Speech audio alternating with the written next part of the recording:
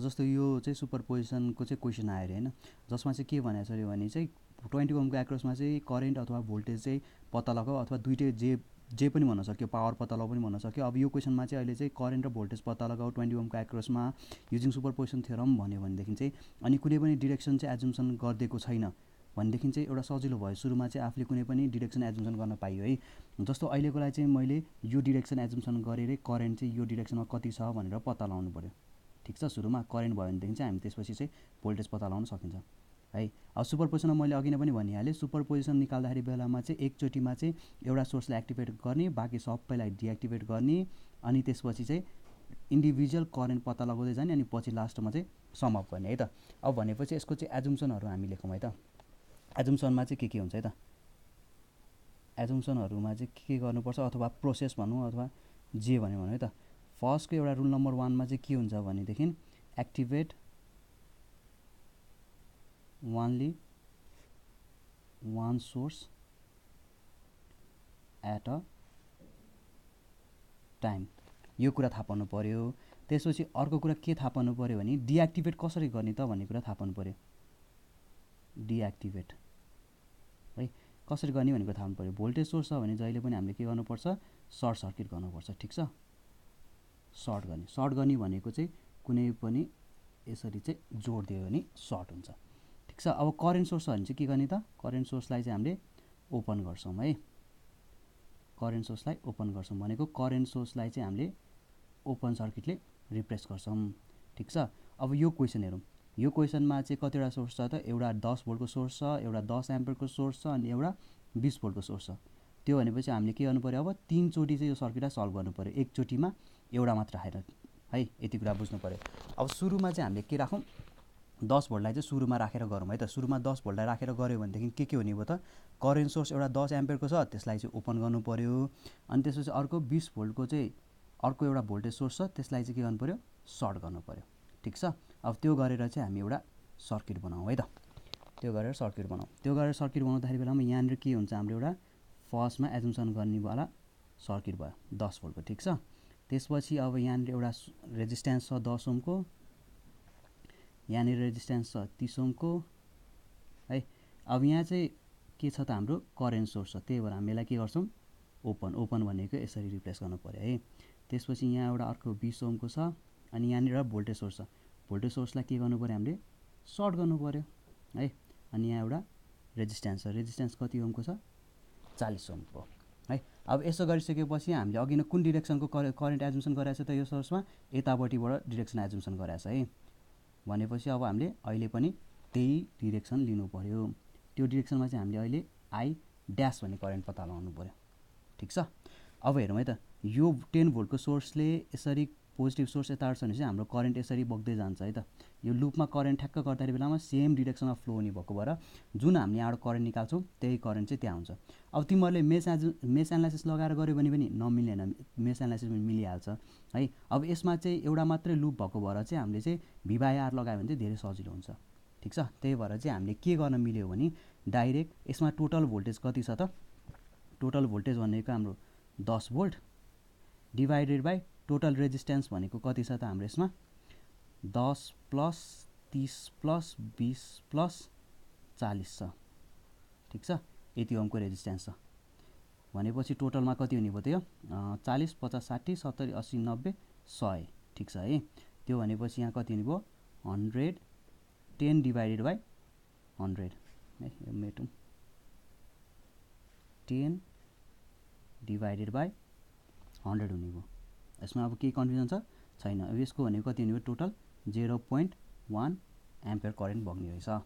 ठिक छ, यो बल्ल फर्स्ट एटेम्प भयो, यसले यतिले चाहिँ एन्सर निस्क्यो भन्ने होइन, अझै भर्खर एउटा इन्डिभिजुअल सोर्स राख्दा बेलामा एउटाको बल्ल भयो। ठिक छ, अब अर्को सोर्सको राखेर गरौँ है त। अर्को सोर्स राख्दाखेरि बेलामा सुरुको भोल्टेज सोर्सलाई के गर्नु पर्यो, अब हामीले सर्ट गर्ने, जुन चाहिँको निकालिसक्यौँ। ठिक छ, त्यसपछि यहाँनिरको हाम्रो 10 ओमको 10 ओमै राख्ने है।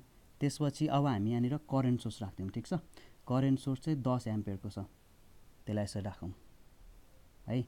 त्यसपछि यहाँनिर के छ, अर्को 30 ओम छ। ठिक छ, त्यसपछि यो छ, अनि यहाँनिर 20 ओम छ, त्यसपछि यहाँ अर्को सोर्स छ, त्यसलाई पनि के गर्नु पर्यो, सर्ट। एकचोटिमा एउटा मात्रै राख्नु पर्यो है। त्यसपछि यहाँनिर चाहिँ कति छ त, रेजिस्टेन्स छ। रेजिस्टेन्स कति ओमको छ, 40 ओमको छ। ठिक छ है। यतिमा केही कन्फ्युजन छ? अहिलेसम्म त यतिमा त केही कन्फ्युजन हुनु भएन है त। अब त्यसपछि हामीलाई करेन्ट कुन डिरेक्सनमा निकाल्नु पर्छ, यही डिरेक्सनमा निकाल्नु पर्छ। जहिले पनि एकचोटि एजम्सन गरेपछि त्यो डिरेक्सन चाहिँ कहिले पनि नबिर्सिने है। त्यसपछि अब यहाँ हामीले चाहिँ के निकाल्नु पर्यो, आई डबल ड्यास। यतिसम्म केही कन्फ्युजन छैन है। अब यसमा चाहिँ तिमीहरूले आफूलाई चाहिँ अब सजिलो लाग्छ भनेदेखि चाहिँ के गर्नु भने यसमा चाहिँ मेस एनालाइसिस लगाएर गरे पनि भयो। यहाँ तिमीहरूले I1 तिमीहरूलाई मेस एनालाइसिस सजिलो लाग्छ भने I1 र I2 गर्नु। त्यसपछि चाहिँ I2 भनेको चाहिँ आई डबल ड्यास भनेको चाहिँ इक्वल्स टु माइनस I2 हुन्छ। यति निकालेर गरे पनि हुन्छ हैन। त्यसपछि होइन तिमीहरूलाई चाहिँ योभन्दा चाहिँ अब अलिक सजिलो हामीलाई के हुन्छ, यसमा करेन्ट डिभिजन रुल हुन्छ। ठिक छ। अब करेन्ट डिभिजन रुल लाउनु पर्दाखेरि बेलामा हामीले आई डबल ड्यास निकाल्नु छ भनेदेखि चाहिँ के हुन्छ अरे त, यो ठ्याक्क करेन्ट डिभाइड हुँदाखेरि बेलामा यो र यताबाट डिभाइड हुने हो भनेपछि फेरि यतापट्टि पनि सेम डिरेक्सनमा छ भनेपछि अहिले जुन करेन्ट डिभिजन निकाल्छौँ त्यही। अब करेन्ट डिभिजन निकाल्दाखेरि बेलामा जहिले नि opposite resistance divide by sum of resistance into total current गर्नुपर्छ। ठिक छ। अहिलेको लागि हाम्रो टोटल करेन्ट भनेको 10 एम्पियर छ अनि निकाल्नु पर्ने डिरेक्सन छ I double dash. I double ड्यासको लागि अपोजिट रेजिस्टेन्स भनेको कति हुने भयो, 30 + 10 ओम हुने भयो डिभाइड बाई टोटल रेजिस्टेन्स हाम्रो कति छ, 100 ओम छ इन्टु टोटल करेन्ट भनेको 10 एम्पियर। ठिक छ है। अब यति गरिसकेपछि कति आन्सर आउने भयो त, यहाँबाट 4 एम्पियर आउने भयो। सेम डिरेक्सन भएको भएर यति मात्र भयो। ठिक छ। यसमा नि केही कन्फ्युजन छ छैन है। अब यस पछाडि यतिले सिद्धियो त, सिधा छैन, अझै पनि अर्को एउटा सोर्स बाँकी छ। त्यो सोर्सलाई चाहिँ हामीले के गर्नु पर्यो, फेरि एक्टिभेट राख्नु पर्यो। अब त्यसको लागि फेरि बनाउँ सर्किट है। त्यसको लागि फेरि सर्किट बनाउँदाखेरि बेलामा यो सुरुको फेरि भोल्टेज सोर्स के हुने भयो, सर्ट हुने भयो है। त्यस पछाडि यहाँनिर के गर्नु पर्यो, 10 ओमको रेजिस्टेन्स यहाँ पहिल्यै छ, 30 ओमको रेजिस्टेन्स यहीँ छ। त्यस पछाडि यहाँनिर चाहिँ कति राख्नु पर्यो, 10 एम्पियरको सोर्सलाई पनि ओपन गर्नु पर्यो, यो पनि ओपन भयो।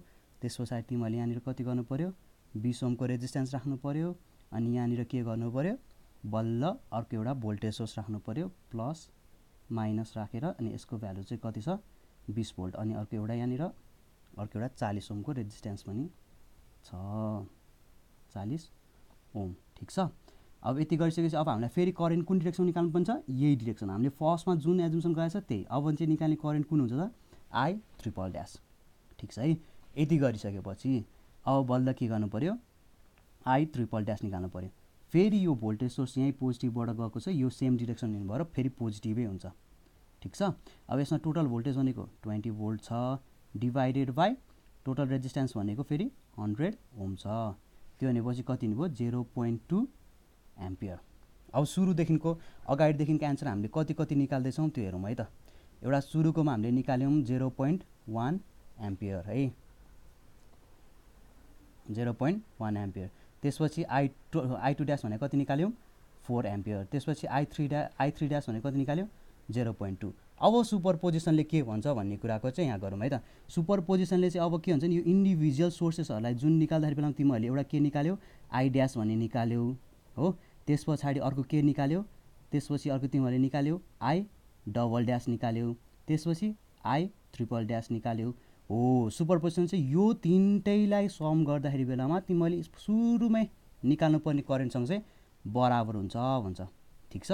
अब हाम्रो सुरुको चाहिँ कति थियो, एउटा 0.1 एम्प प्लस 4 एम्पियर प्लस यसमा चाहिँ कति छ, 0.2 एम्पियर। टोटल करेन्ट कति भयो यसमा, अब हाम्रो 4.3 एम्पियर भयो। ठिक छ।